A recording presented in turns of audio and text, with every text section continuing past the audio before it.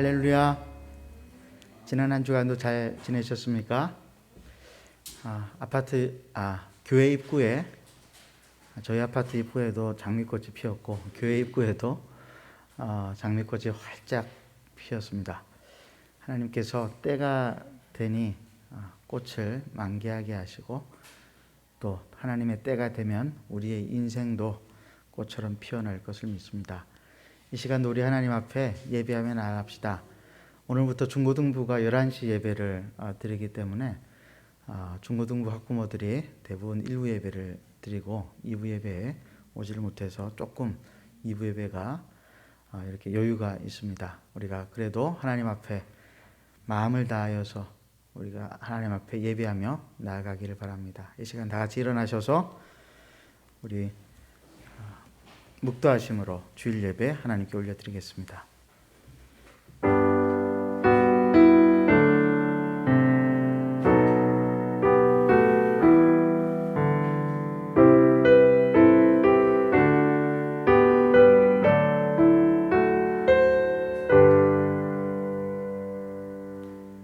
살아계신 하나님 아버지, 오늘 우리 사랑하는 당신의 자녀들 한자리에 모여서 하나님을 예배합니다.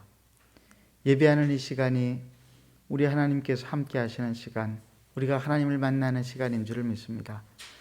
이 시간 성령 하나님, 우리의 마음의 문을 활짝 열어주시고 우리의 마음과 우리의 상황이 어떠하든지 상관없이 믿음으로 하나님을 만나게 도와주옵소서.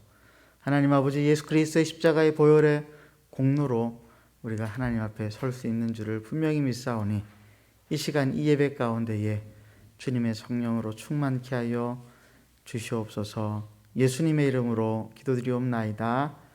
아멘. 우리 사도신경으로 우리 신앙을 고백하겠습니다. 나는 전능하신 아버지 하나님 천지의 창조주를 믿습니다. 나는 그의 유일하신 아들 우리 주 예수 그리스도를 믿습니다. 그는 성령으로 잉태되어 동정녀 마리아에게서 나시고 본디오 빌라도에게 고난을 받아 십자가에 못 박혀 죽으시고 장사된 지 사흘 만에 죽은 자 가운데서 다시 살아나셨으며 하늘에 오르시어 전능하신 아버지 하나님 우편에 앉아 계시다가 거기로부터 살아있는 자와 죽은 자를 심판하러 오십니다. 나는 성령을 믿으며 거룩한 공교회와 성도의 교제와 죄를 용서받는 것과 몸의 부활과 영생을 믿습니다. 아멘. 그 자리에 착석하시겠습니다.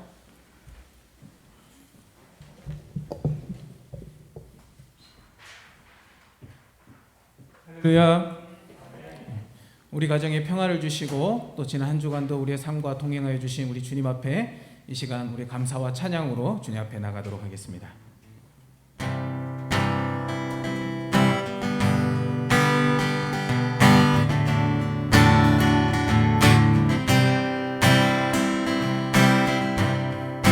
내 구주 예수님, 내 구주 예수님, 주 같은 분은 없네.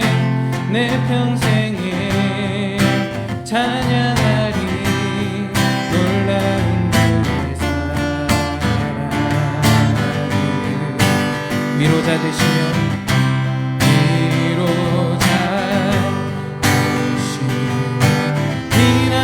되신 주님, 나의 영혼 온 맘 다해 주를 경배하리. 온 땅이여 주님께 외쳐라. 능력과 위엄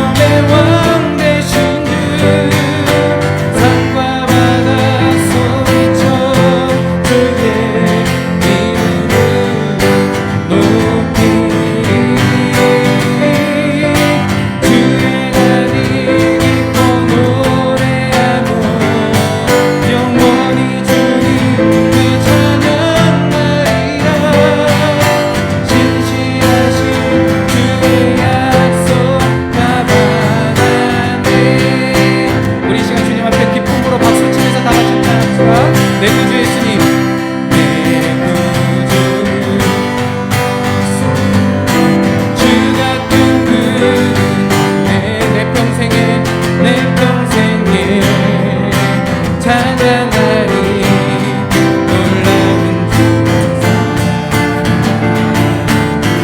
아멘. 위로자 되시며 위로자 피난처 되신 주님 나의 영혼 온 맘 다해 주를 경배하니 다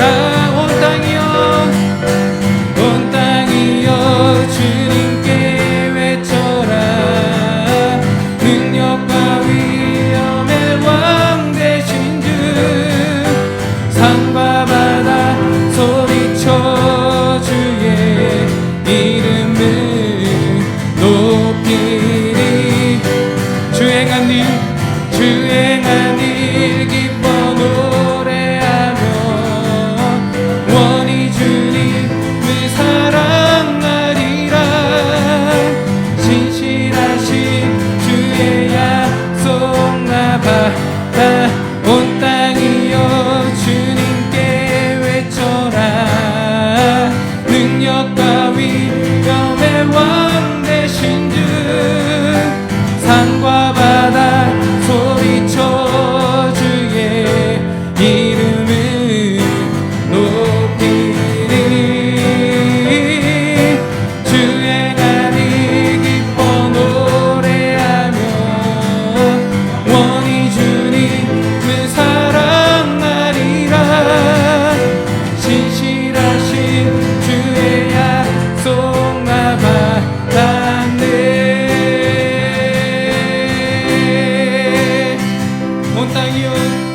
온 땅이여 주님께 외쳐라 능력과 위엄의 왕 되신 주 산과 바다 소리쳐 주의 이름을 높이리 주행하니 기뻐 노래하며 영원히 주님을 사랑하리라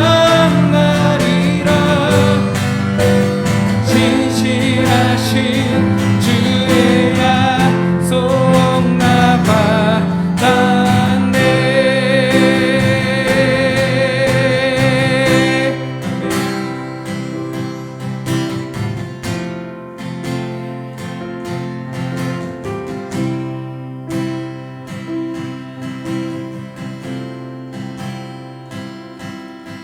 내가 누려왔던 모든 것들이 내가 지나왔던 모든 시간이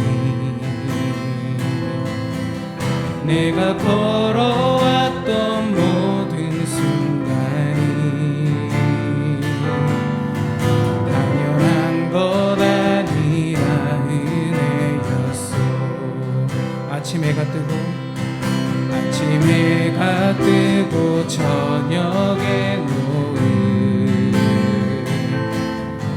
봄의 꽃향기와 가을의 열매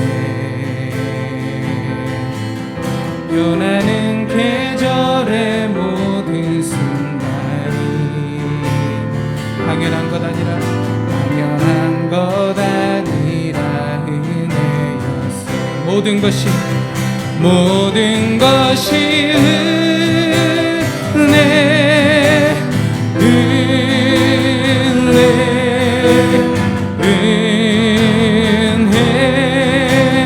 한없는 은혜 내 삶에 당연한 건 하나도 없었던 것을 모든 것이 은혜였어 모든 것이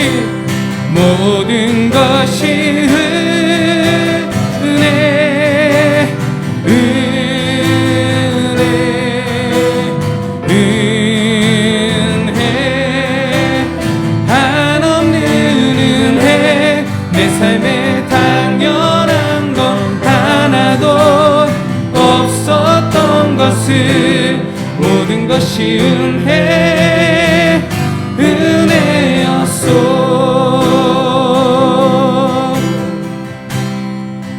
내가 이 땅에 태어나 사는 것, 어린아이 시절과 지금까지 숨을 쉬며 살며 꿈을 꾸는 삶, 당연한 것 아니라 은혜였소. 당연한 것 아니라 은혜였소. 내가 하나님의 자녀로 하나님의 자녀로 살며 오늘 찬양하고 예배하는 삶, 복음을 전할 수 있는 축복이 당연한 것 아니라 은혜였소. 모든 것이 은혜, 은혜, 은혜, 한없는 은혜. 내 삶에 당연한 것 하나도 없었던 것을 모든 것이 은혜, 은혜였소. 모든 것이 은혜, 은혜, 은혜, 한없는 은혜. 내 삶에 당연한 것 하나도 없었던 것을 모든 것이 은혜, 은혜였소. 모든 것이 은혜, 은혜, 은혜, 한없는 은혜. 내 삶에 당연한 것 하나도 없었던 것을 모든 것이 은혜, 은혜였소. 모든 것이 은혜, 은혜, 은혜, 한없는 은혜. 내 삶에 당연한 건 하나도 없었던 것을 모든 것이 은혜,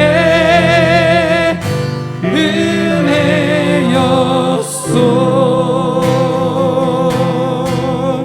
아멘.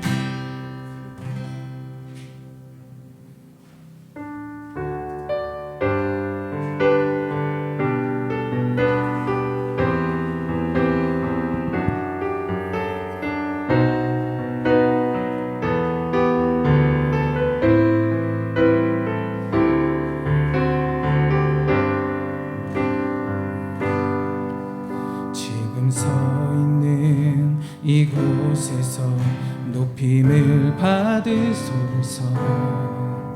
내가 밟는 땅 주님의 땅이니 하늘이 주의 이름 높이 올리며 넓은 바다가 주를 노래해.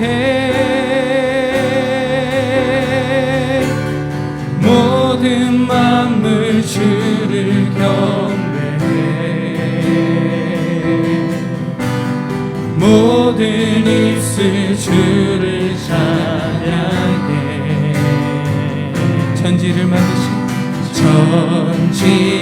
만드신 만물의 통치자 높임을 받으소서. 내 평생에 주의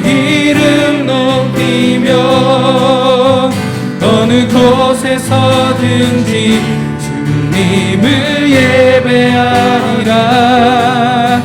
내가 밟는 모든 땅 아버지의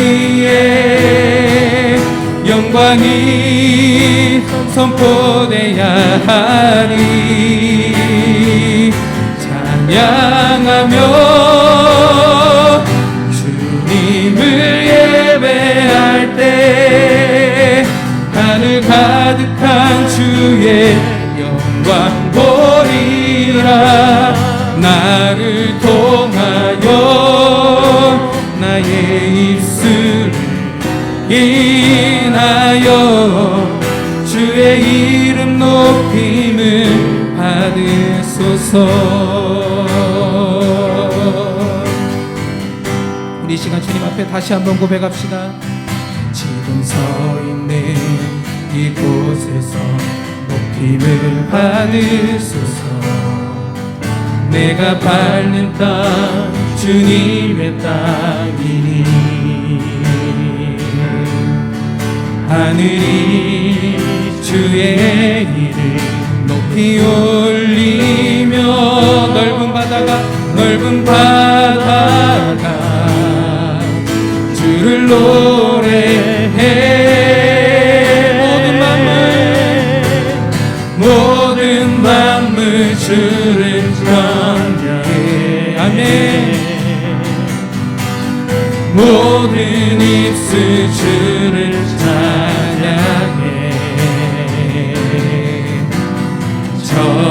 천지를 만드신 만물의 통치자 높임을 받으소서. 내 평생에 주의 이름 높이며 어느 곳에서든지 주님을 예배하리라.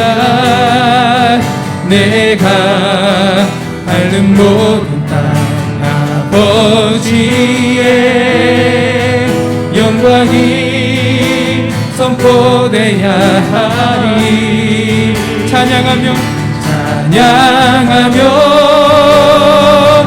주님을 예배할 때 하늘 가득한 주의 영광 보리라. 나를 통하여 나의 입술을 인하여 주의 이름 높임을 받으소서. 내 평생에 주의 이름 높이며 어느 곳에서든지 주님을 예배하리라. 내가 밟는 모든 땅 아버지의 영광이 선포되야 하리. 찬양하며 주님을 예배할 때 하늘 가득한 주의 영광 보리라. 나를 통하여 나의 입술을 인하여 주의 이름 높임을 받으소서. 찬양하며 주님을 예배할 때 하늘 가득한 주의 영광 보리라. 나를 통하여 나의 입술을 인하여 주의 이름 높임을 받으소서. 나를 통하여 나의 입술을 인하여 주의 이름 높임을 받으소서.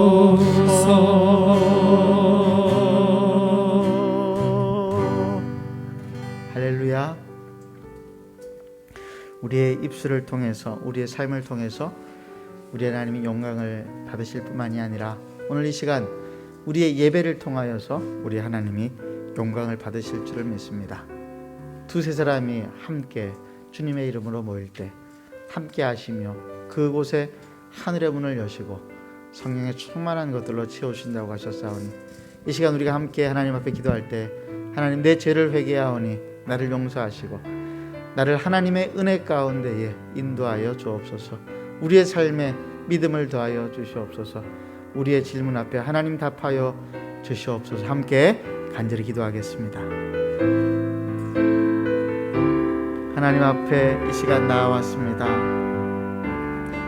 살아계신 하나님 아버지, 우리 하나님께서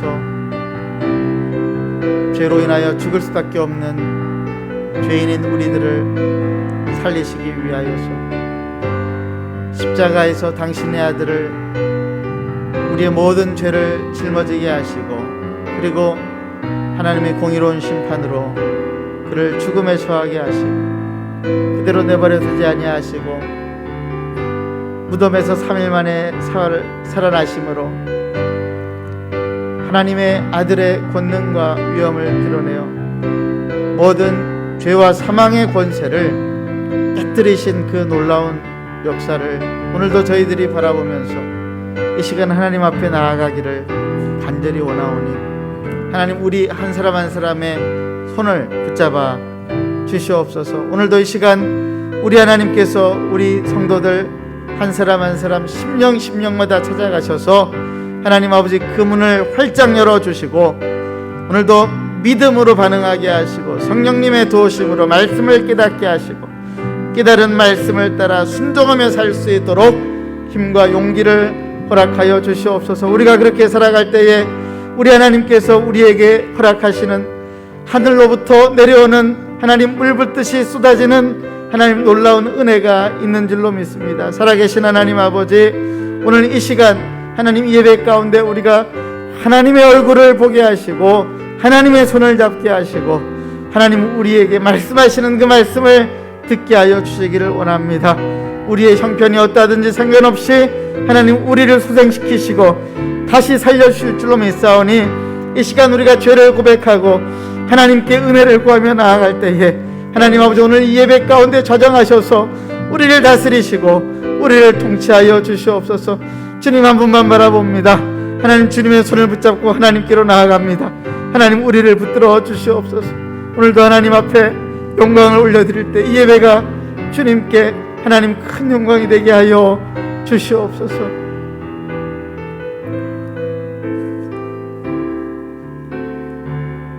최지돈 장로님 나오셔서 대표해서 기도해 주시겠습니다.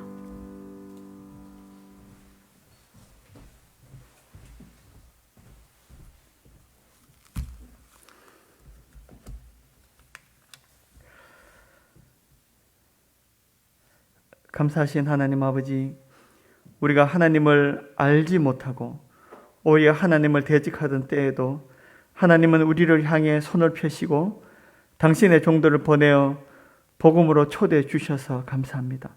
이 사랑이 없었다면 우리가 주님을 믿지 못했을 것이고, 이 사랑이 없었다면 우리가 여전히 주님을 알지 못한 채로 있었을 겁니다. 이러한 사랑을 우리에게 주셔서 참으로 감사를 드립니다. 지금도 우리가 하나님을 믿고 예배하기 위해서 이 자리에 모였지만 여전히 어리석음이 우리 마음에 엉겨붙어 있고 주를 경외하기보다 자신과 가족의 일상을 더 소중히 여기며 하나님의 말씀에 귀 기울이기보다 세상의 뉴스와 유튜브와 친구의 말에 더 귀를 기울일 때가 많습니다. 주님, 우리가 일상의 삶에 중독되지 않고 깨어서 하나님의 말씀에 귀 기울이게 도와주시옵소서. 이 모든 경건치 않고 어리석고 게으른 죄를 용서하여 주시옵소서. 주님, 우리 예수 그리스도의 대속의 제물을 받으시고 우리가 알고 있는 죄와 모르는 죄까지 용서하시고 깨끗이 하여 주시옵소서. 우리가 용서받은 의인으로 이 자리에 서서 하나님과 우리 주 예수 그리스도께 신령과 진정으로 예배드리게 하옵소서. 주님 또한 우리가 때를 얻든지 못 얻든지 복음을 전하게 하시고 우리에게 주신 이 한 번의 삶을 아버지 헛되이 소비하지 않도록 도와주시옵소서. 전능하신 주님, 코로나가 시작된 지 1년 반이 되었습니다. 백신으로 출구가 보이는 것 같지만 미래는 어떻게 될지 아무도 모릅니다. 이 상황이 어떻게 전개될지라도 우리에게 진정한 믿음을 주시옵소서. 우리가 잘 모이지 못하지만 그럴지라도 개인 경건 생활을 통해서 오히려 주님과 더욱 친밀함을 누리게 하시옵소서. 알곡과 가라지가 나누어지는 것 같은 이 시기에 더욱 주님 안에 거하게 하여 주십시오. 긍휼하신 주님, 인도의 상황이 많이 어렵습니다. 인간은 자신의 어리석음으로 인해 재앙을 스스로 불러일으키는 미련한 존재이지만 주님, 인도 땅을 불쌍히 여기시고 인도가 속히 코로나 창궐로부터 회복되며 이 재앙의 시기를 감하여 주시옵소서. 인도의 교민들도 보호하여 주시고 특별히 선교사님들을 보호하여 주시옵소서. 주님, 여전히 이슬람 사업 문제는 해결되지 않고 있지만 주님의 선하신 섭리와 간섭은 믿습니다. 관계된 분들의 손을 힘있게 하시고 인도하여 주시옵소서. 독재에 저항하는 미얀마 주민들을 불쌍히 여기시고 이들에게 자유를 주시옵소서. 우리도 과거에 동일한 상황이 있었지만 여러 사람의 희생과 하나님 아버지의 도우심으로 열매를 맺을 수 있었습니다. 주님께서 미얀마를 도우셔서 민주화 열매뿐만 아니라 복음화의 열매까지 맺게 하여 주시옵소서. 그리고 이 희생이 헛되지 않게 도와주십시오. 이번 주에 구워드 쓴 성사님 부친의 장례가 있었습니다. 유가족들을 하늘의 소망으로 위로하여 주시고 주님, 이 가정에 복음의 빛이 비치게 하여 주시옵소서. 주님, 오늘은 어버이 주일입니다. 하나님을 대신하여서 자녀들에게 조건 없는 사랑과 희생을 감당하신 모든 부모님들께 주님께서 건강과 믿음의 축복을 허락해 주시기를 간절히 기도합니다. 자녀들이 공경하게 하시고 그 마음을 만족함으로 채워주시옵소서. 무엇보다 부모님들이 하나님과 예수 그리스도를 알아가는 기쁨이 있게 하여 주시옵소서. 주님, 늙어가는 것이 결코 유쾌한 일은 아니지만 오히려 부활에 대한 살아있는 소망을 가지도록 역사하여 주시옵소서. 주님, 여전히 아프신 분들이 많습니다. 특별히 장인철 목사님 모친과 계명선교교회 최현주 사모님 위해서 기도합니다. 암은 언제나 두려운 병이지만 주님께서 이길 만한 체력과 믿음과 은혜를 베풀어 주시옵소서. 주님, 주님의 은혜 없이는 세상을 이길 수 없습니다. 주님의 은혜 없이는 자기를 이길 수도 없습니다. 우리의 힘이요 능력이시며 지혜이시고 생명이신 예수 그리스도를 이 시간 간절히 구합니다. 주님, 우리를 당신으로 채워주시옵소서. 예배에 주님의 임재가 나타나게 하여 주옵소서. 감사하고 예수님 이름으로 기도드렸습니다. 아멘.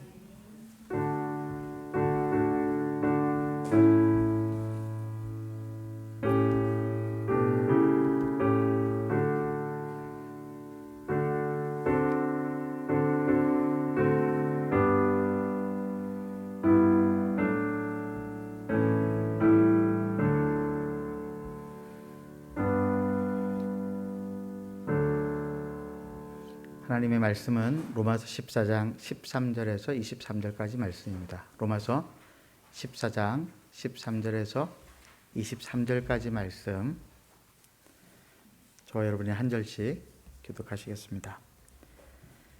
그런즉 우리가 다시는 서로 비판하지 말고 도리어 부딪힐 것이나 거칠 것을 형제 앞에 두지 아니하도록 주의하라. 내가 주 예수 안에서 알고 확신하노니 무엇이든지 스스로 속된 것이 없으되 다만 속되게 여기는 그 사람에게는 속되니라. 만일 음식으로 말미암아 내 형제가 근심하게 되면 이는 내가 사랑으로 행하지 아니함이라. 그리스도께서 대신하여 죽으신 형제를 내 음식으로 망하게 하지 말라. 그러므로 너희의 선한 것이 비방을 받지 않게 하라. 하나님의 나라는 먹는 것과 마시는 것이 아니요 오직 성령 안에 있는 의와 평강과 희락이라. 이로써 그리스도를 섬기는 자는 하나님을 기쁘시게 하며 사람에게도 칭찬을 받느니라. 그러므로 우리가 화평의 일과 서로 덕을 세우는 일을 힘쓰나니 음식으로 말미암아 하나님의 사업을 무너지게 하지 말라. 만물이 다 깨끗하되 거리낌으로 먹는 사람에게는 악한 것이라. 고기도 먹지 아니하고 포도주도 마시지 아니하고 무엇이든지 내 형제로 거리끼게 하는 일을 아니함이 아름다우니라. 내게 있는 믿음을 하나님 앞에서 스스로 가지고 있으라. 자기가 옳다 하는 바로 자기를 정죄하지 아니하는 자는 복이 있도다. 함께 읽겠습니다. 의심하고 먹는 자는 정죄되었나니 이는 믿음을 따라 하지 아니하였기 때문이라. 믿음을 따라 하지 아니하는 것은 다 죄니라. 아멘. 오늘 로마서 강의 50번째 시간입니다. 의와 평강과 희락이 이루어지고 있습니까? 라고 하는 제목으로 하나님의 말씀을 함께 살펴보고자 합니다.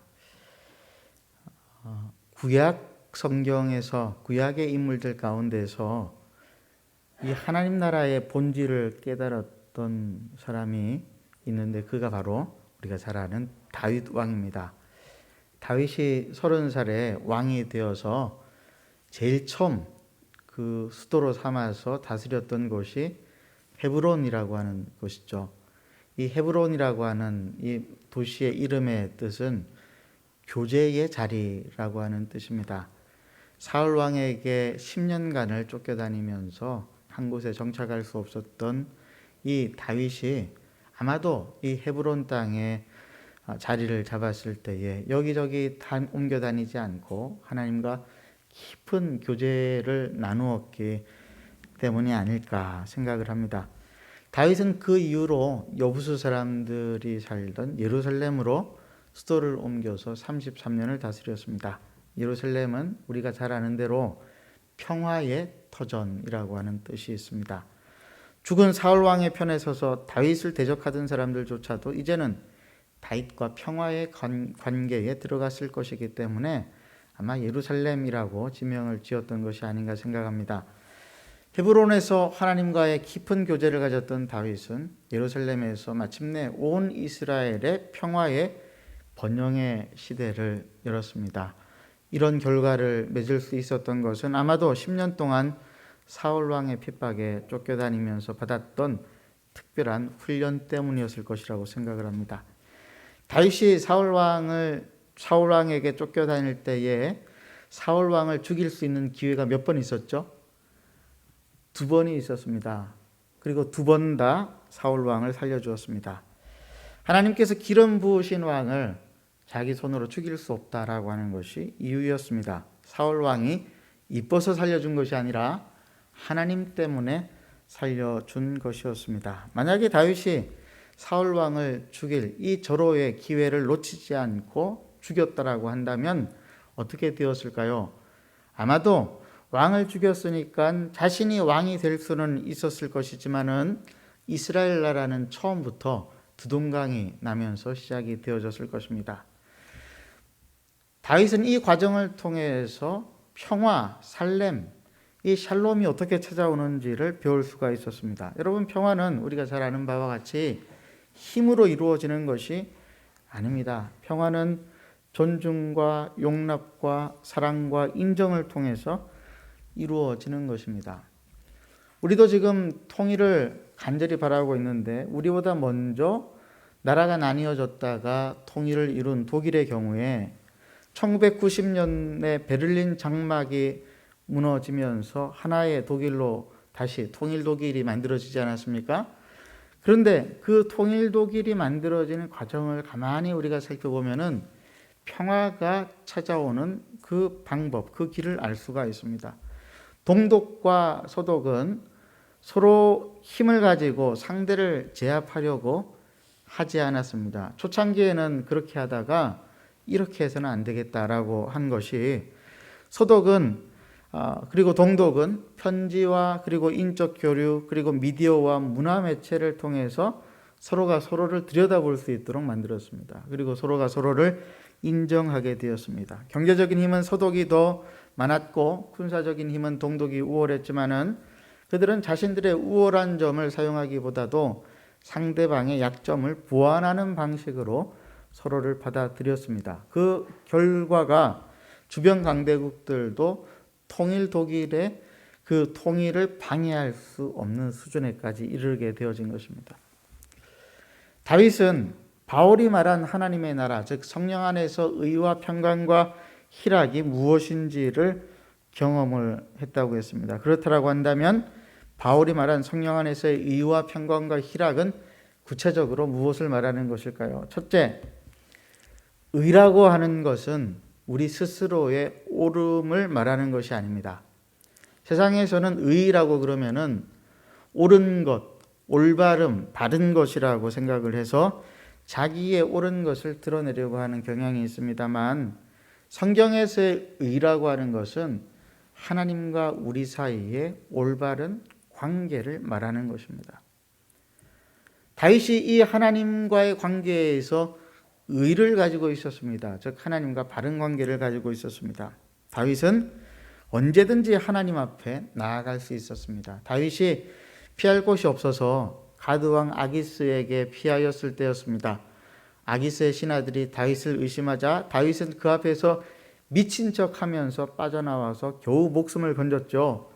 그때 그 심정으로 지었던 시가 시편 34편인데 시편 34편 18절 19절에 보면은 이런 말씀이 나옵니다. 함께 읽어보겠습니다. 시작.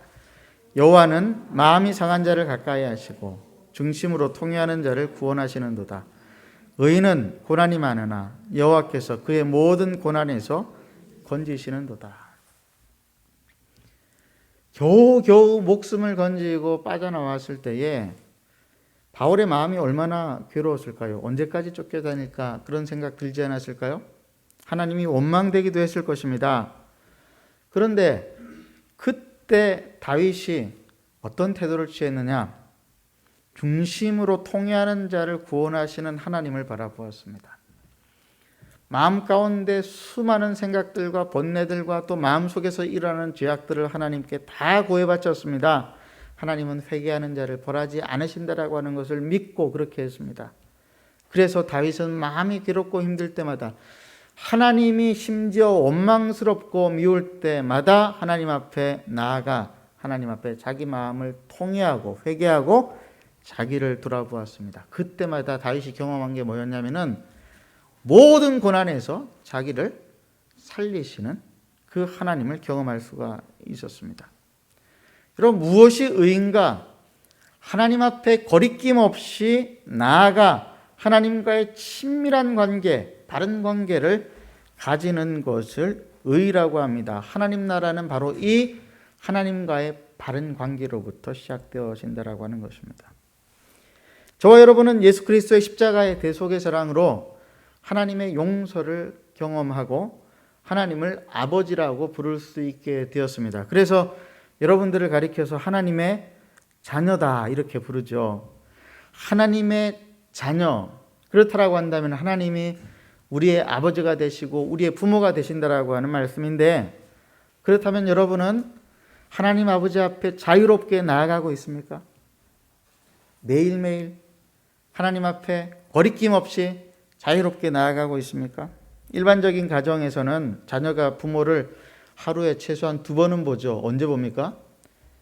아침에 일어나서 한번 보죠. 그리고 저녁에 자기 전에 또 한번 보게 됩니다.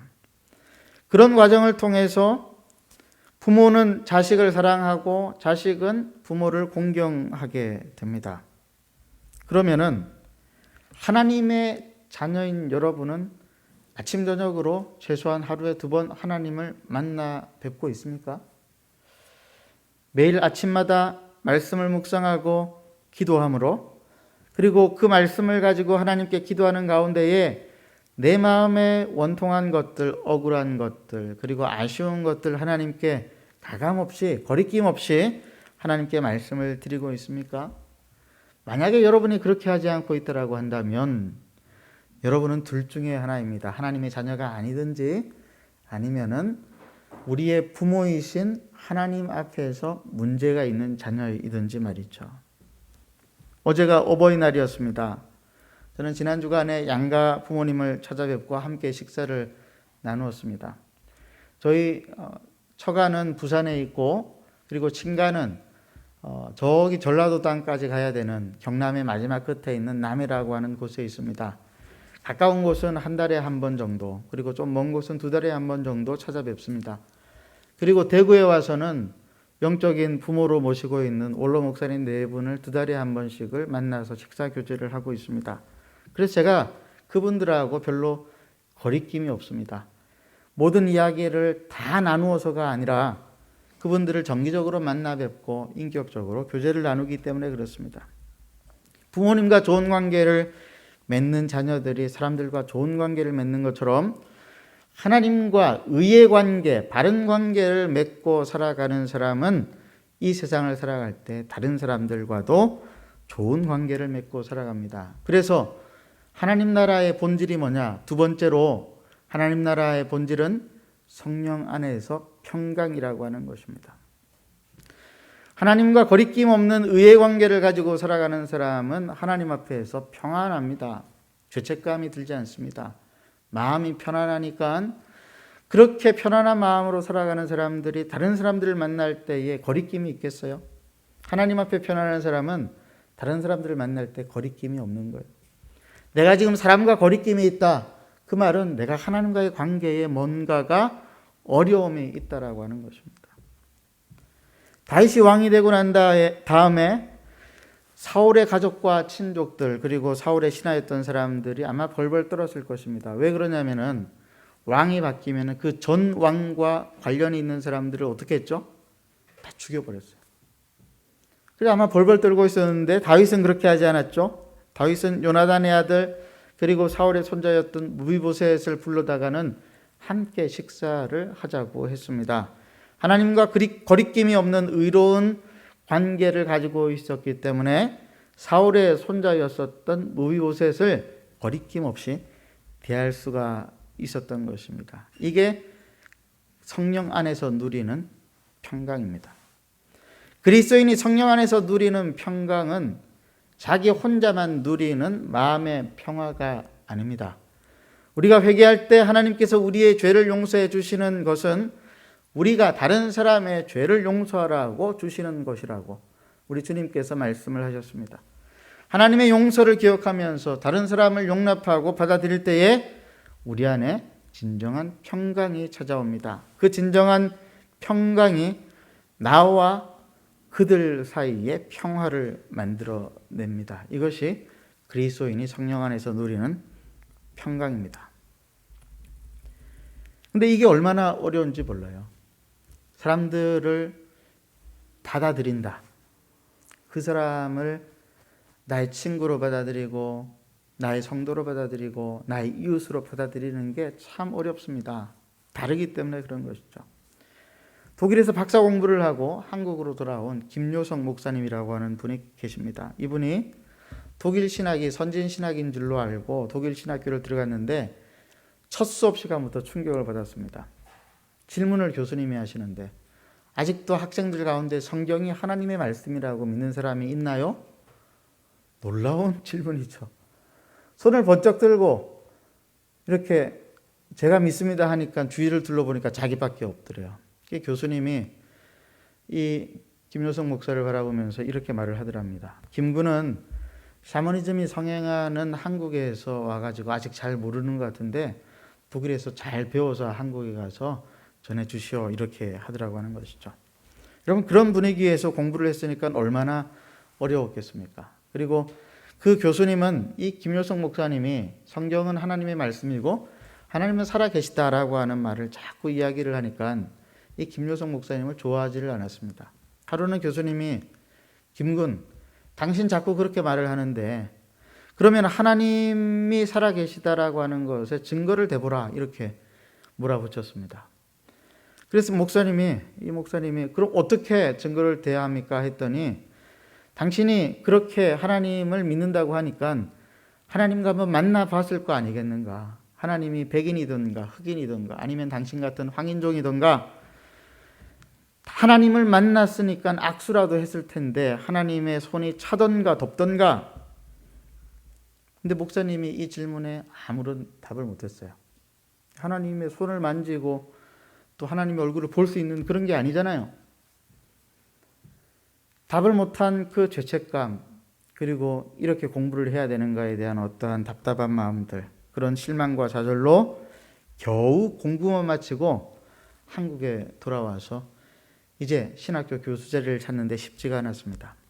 그러다가 어떤 목사님이 이렇게 이야기했습니다. 당신 신학을 공부한 거 참 좋은데 목회를 해봐야 됩니다. 그래가지고 목회지 한 군데를 소개받아서 주소를 들고 찾아가 보니까 전라남도 영암에 있는 나란자촌의 영호교회라고 하는 교회였습니다. 이 목사님이 주일 설교를 위해서 딱 강단에 올라섰는데 깜짝 놀랐습니다. 제일 앞에 앉아 있는 사람 얼굴을 가만히 보니까 코도 없고 입술도 없고 눈알도 빠졌어요. 얼굴에는 구멍만 5개가 뚫려 있는 그런 모습이었습니다. 아래를 내려다 보니까 손가락도 다 잘려가지고 팔목만 남아있는 그런 모습이었습니다. 너무 당황이 되어서 무슨 설교를 했는지도 기억이 안 날 정도로 예배를 빨리 마치고, 그래도 새로 부임한 목사니까 나갈 때 인사라도 해야 되겠다 싶어서 인사를 하겠습니다. 광고를 했더니 문을 열고 나가자 사람들이 줄을 쭉 서 있었습니다. 한 사람씩 손을 잡으려고 하는데 손에 노란 고름 덩어리들이 있어서 만지면 터질 것 같았습니다. 그래도 눈을 질끈 감고 한 사람씩 손을 잡기 시작을 했는데 한 여인이 이 목사님의 손을 덥석 잡고는 잡는 것으로 모자라서 그 손을 자꾸 문지르더라는 것이죠.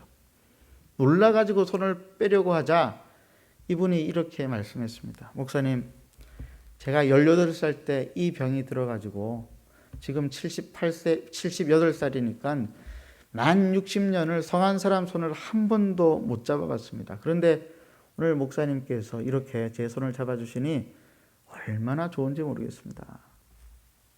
이때 성령님께서 이 목사님의 마음에 깊은 감동과 깨달음을 주셨습니다. 어쩌면은 이 손이 우리 예수님의 손이 아니겠는가? 우리 예수님이 우리의 더러운 죄 때문에 십자가에 달리시고 고초를 받으셔서 상처 입고 부러지고, 그리고 어쩌면 고름도 생겼을지 모른 그런 비참한 손이 아니었을까라고 하는 생각, 그 생각이 드니까 내가 예수님의 손을 붙잡는데 무엇이 그렇게 겁이 나겠는가 하고 손을 덥석덥석 잡기 시작을 했습니다. 그때에 독일에서 교수님이 질문했었던 그 질문, 자기가 답을 하지 못했던 그 질문, 무슨 질문이었죠? 당신 하나님 손잡아 봤어? 당신 하나님 얼굴 봤어? 그 질문에 대한 답이 떠올랐습니다. 내가 만나는 사람들, 그 만나는 사람들의 손이 주님의 손이구나. 사랑하는 한마음교회 성도 여러분, 내가 만나는 사람들의 손이 주님의 손이라고 생각을 하고 그 손을 잡으면은 우리는 매일매일 주님의 손을 붙잡을 수 있습니다. 모든 사람의 손을 주님의 손으로 생각하고 그 사람의 손을 붙잡아 줄 때에 바로 거기에서 성령 안에 평강이라고 하는 것이 나오는 것입니다. 이게 사람과 사람 사이에 거리를 좁히고 평화를 만들어내는 방법입니다.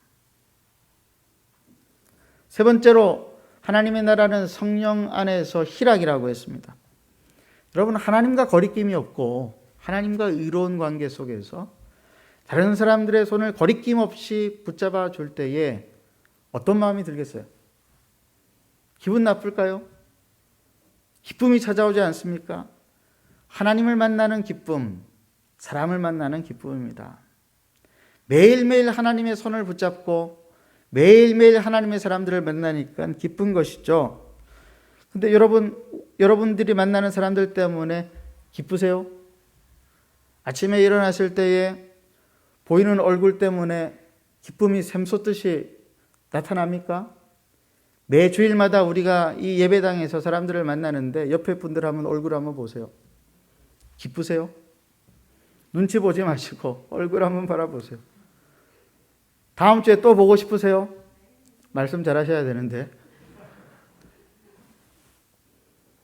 하나님과의 의로운 관계 속에, 그리고 하나님이 주시는 사랑과 용서를 경험하고 다른 사람들과 평강을 누리면서 살아가는 사람의 마음 가운데는 기쁨이 샘솟듯이 솟아나는 것이다.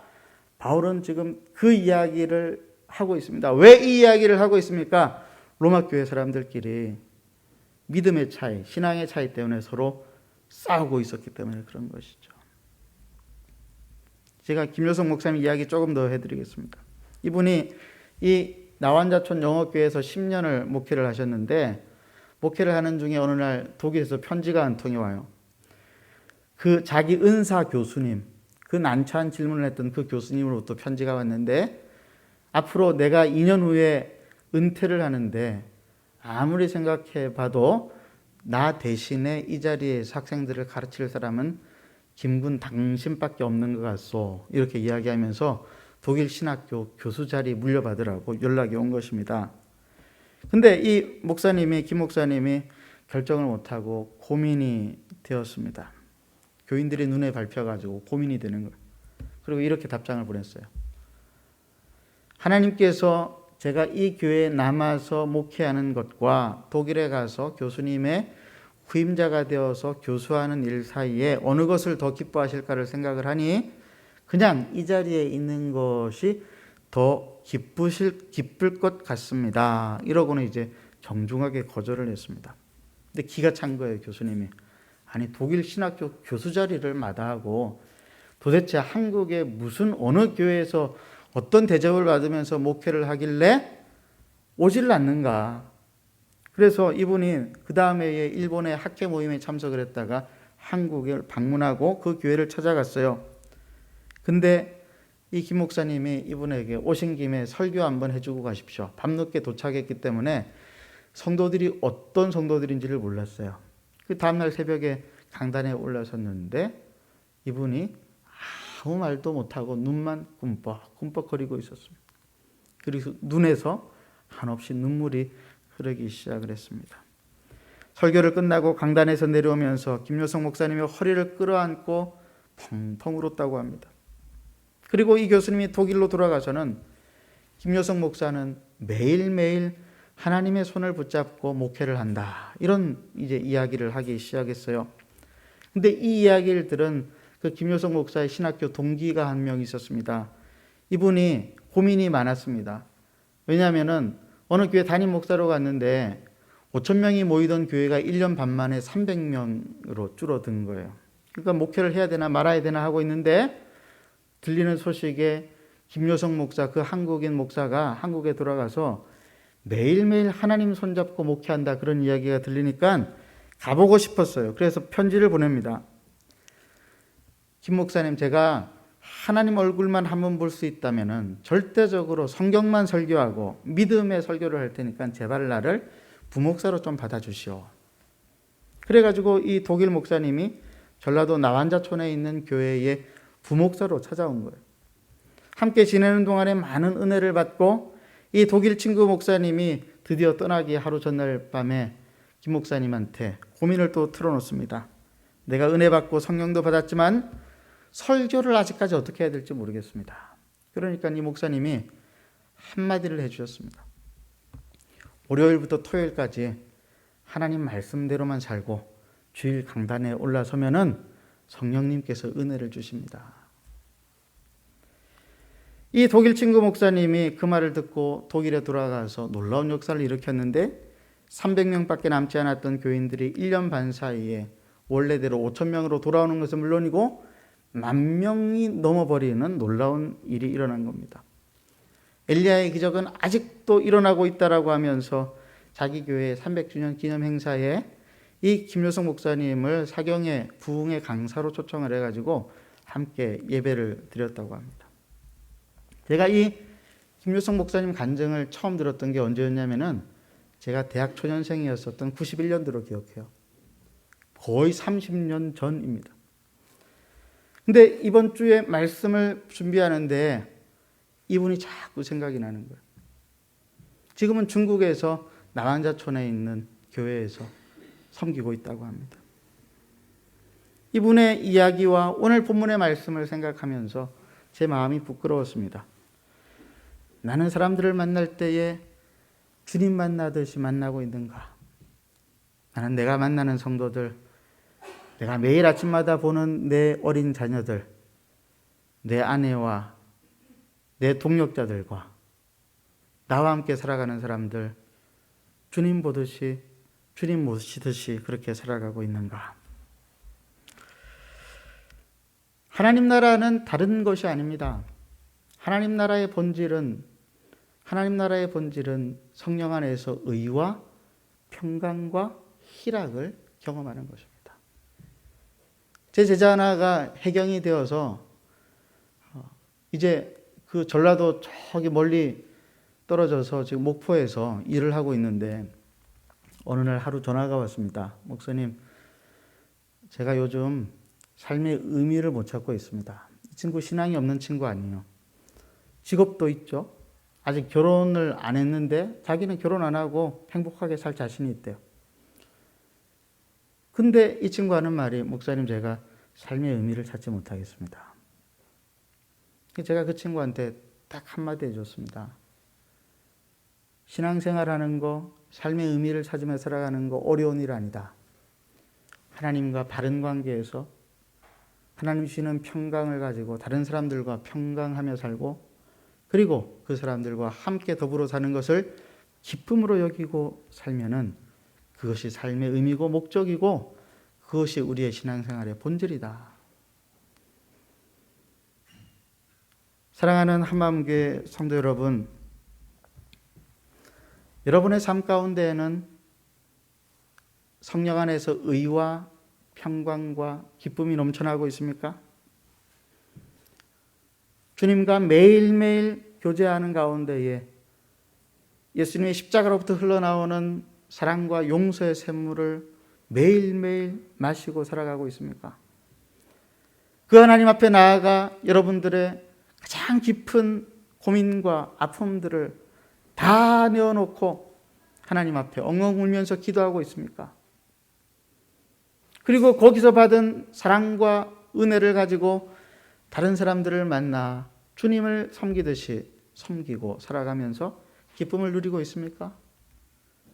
만약 그렇지 않다라고 한다면 우리의 삶 가운데에 무엇인가가 잘못되어 있는 것입니다.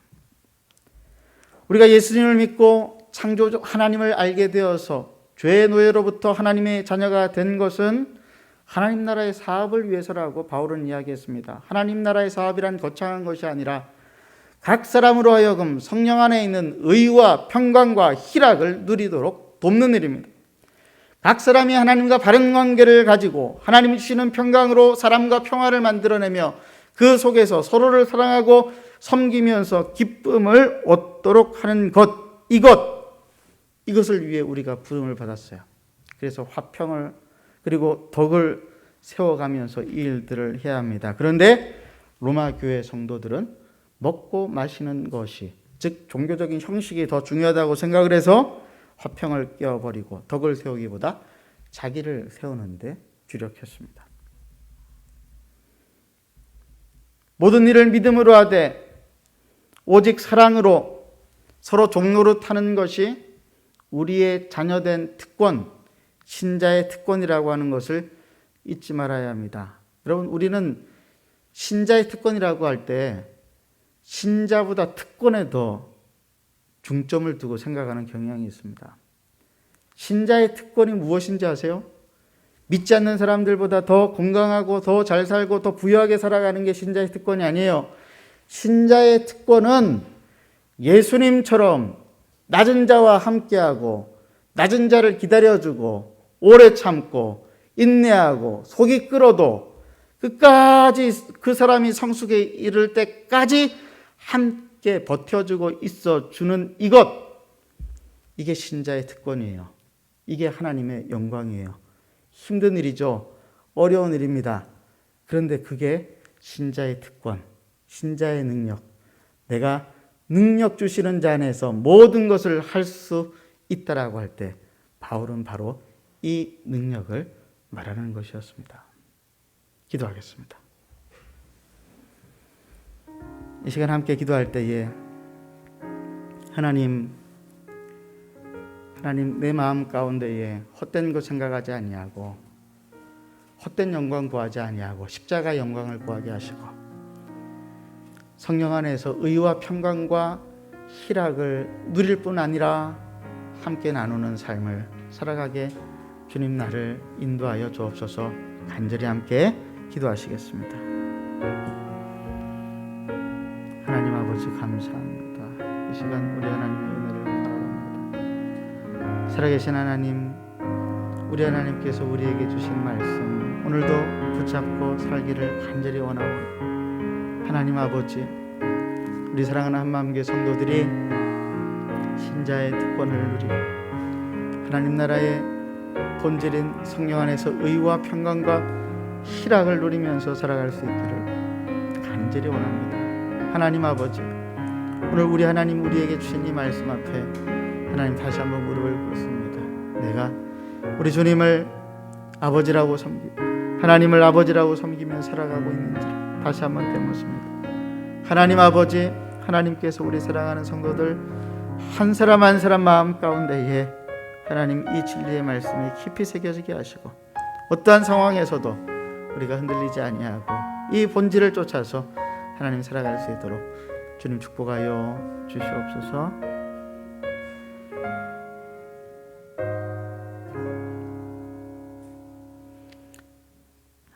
이 시간에 우리 한만석 성도님 나오셔서 하나님 앞에 특별 연주 올리겠습니다. 하나님 앞에 특별 연주 올릴 때 성도님들 준비하신 헌금 하나님께 올려드리도록 하겠습니다.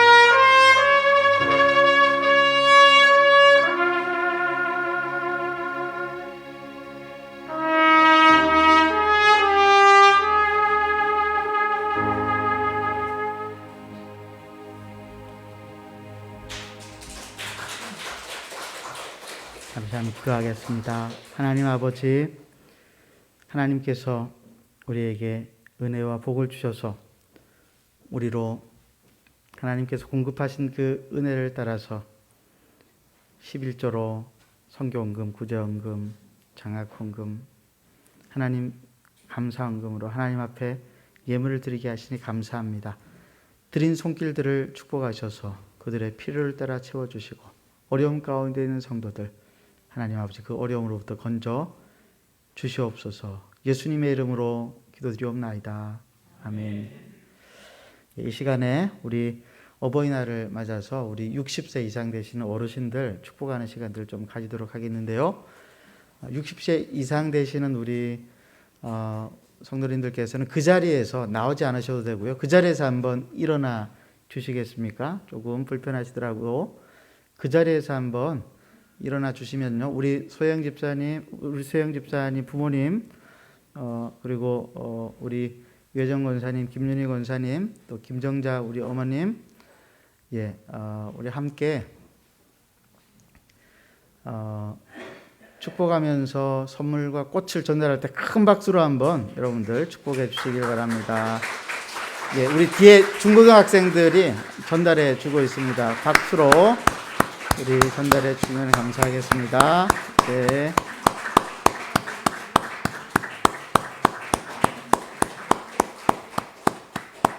그 자리에 앉으십시오. 그 자리에 앉으십시오. 혹시 못 받으신 분 계십니까? 60이 넘으셨는데 쑥스러우셔서 못 받으신 분들이 혹시 있을지 모르겠는데 성도님들께서 잘 챙겨주시면 감사하겠습니다. 이 시간 잠시 함께 기도할 때에 축복으로 기도할 때에 하나님 우리 부모님들 하나님께서 그 노년을 더 복을 주셔서 성령 안에서 의와 평강과 희락을 경험하는 노년의 삶 되게 하여 주옵소서. 함께 간절히 기도하도록 하겠습니다. 살아계신 하나님 아버지, 오늘 이 시간 우리 하나님 앞에 우리 사랑하는 우리 어르신들과 함께 이 예배를 드리게 하시니 감사합니다. 노년에 남은 삶 가운데에 하나님이 부어주시는 은혜와 하나님 기쁨과 복이 넘치기를 간절히 원합니다. 손자 손녀들에게 뿐만이 아니라 주변에 함께 살아가는 이웃들 또 그리고 자녀들 가운데에 그리고 함께 신앙생활하는 교우들 가운데에 하나님의 사랑이 흘러넘치는 하나님 그러한 복의 통로 하나님 기쁨의 통로가 되기를 간절히 원합니다. 이분들 지금까지 수고롭게 살아오신 그 수고로움을 주님 아시니 건강을 지켜주시고 무엇보다 마음의 평강을 지켜주시고 믿음을 굳세게 하시고 교회와 하나님 아버지 후손들을 위해 기도할 때에 하나님 그 기도에 응답하여 주시옵소서. 우리 하나님의 뜻이 이분들의 남은 생애 가운데에도 분명히 있는 줄을 믿습니다. 하나님 아버지 이분들 가운데에 놀라운 축복을 허락하여 주시옵소서. 하나님 아버지 감사합니다. 우리 사랑하는 우리 어르신들 하나님 아버지 우리 부모 되시는 분들 하나님 사랑을 충만히 받아 누리고 그 사랑의 충만함을 가지고 자녀들에게 또 손주들에게 또 이웃들에게 교우들에게 전달하는 기쁨의 통로가 되게 주님 축복하여 주시옵소서. 특별히 건강을 지켜주시고 하나님의 은혜로 노년의 삶이 어렵지 않고 복된 삶이 되게 주님 축복하여 주옵소서. 예수님의 이름으로 기도드리옵나이다. 아멘. 교회 소식 알려드리도록 하겠습니다. 오늘은 어버이 주일이고 다음 주일은 스승의 주일입니다. 기억해 주시고 기도해 주시기를 바랍니다. 주민감사 청구 주소를 정확하게 기재하는 것이 필요하다고 합니다. 아직 못하신 분들은 1층에서 기재해 주시고 가시면 감사하겠습니다. 지난주에 구 허드슨 선교사님 부친 되시는 구 본옥 선생님 장례식이 있었습니다. 유가족들에게 하늘의 위로와 평강이 있기를 계속 기도해 주시기를 바랍니다. 주보에 나와 있지 않지만은 이번 주 금요일 저녁 9시 30분에 목자 모임이 온라인으로 있습니다. 목자님들은 기억해 주시길 바랍니다. 5월 11일 장인철 목사님 모친 권사님께서 암세포 제거 수술을 받습니다. 위해서 기도해 주시기를 부탁을 드립니다. 인도 선교사들의 코로나 확진 상황 때문에 전 세계 CMI가 모금 활동을 하고 있는데 선교부와 당회 그리고 안식자들 의논해서 교회에서도 대책을 세우고 있습니다. 위해서 기도해 주시기를 부탁을 드립니다. 앞뒤좌우로 서로 인사하십시다. 사랑하고 축복합니다. 다음 주에도 보고 싶을 겁니다. 하고 한번 인사하십시다. 예, 다 같이 일어나셔서 우리 마지막 찬송 좋으신 하나님 찬송하고 축도로 예배를 마치겠습니다.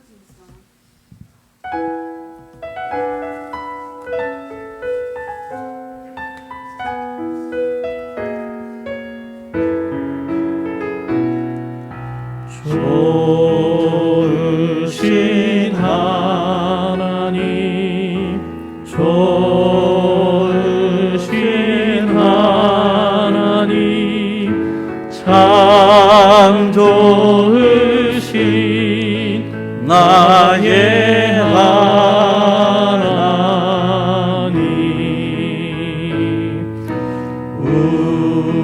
우리의 기도를 응답해 주시는 참 좋으신 나의 하나님,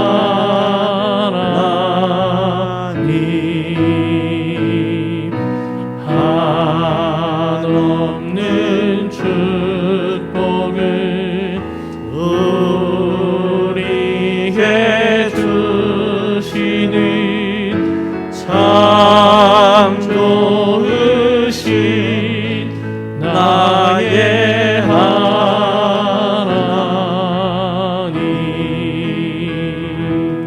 여호와는 내게 복을 주시고 너를 지키시기를 원하며 여호와는 그 얼굴로 내게 비치사 은혜 베푸시기를 원하며 여호와는 그 얼굴을 내게로 향하여 드사 평강 주시기를 원하노라.